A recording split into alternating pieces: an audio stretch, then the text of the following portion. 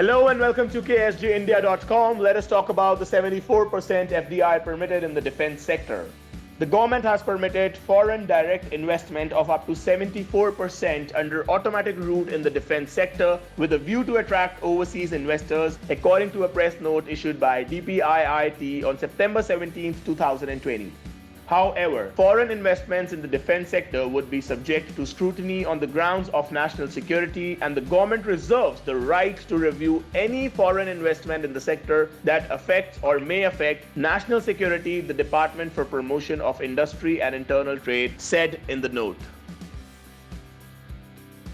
As per the current FDI policy, 100% overseas investments are permitted in the defense industry, 49% under the automatic route, while beyond that, government approval was required.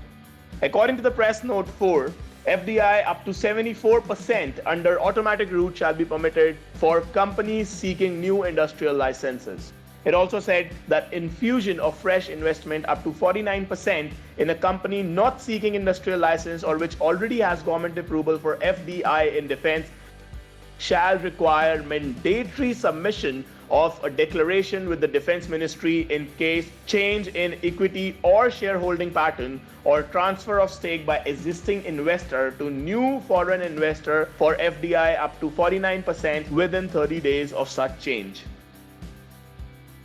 Proposal for raising FDI beyond 49% from such companies will require government approval. The decision will take effect from the date of FEMA, which stands for Foreign Exchange Management Act notification. So that's it for today. Thank you so very much for watching KSGIndia.com. Stay tuned for more updated and informative videos.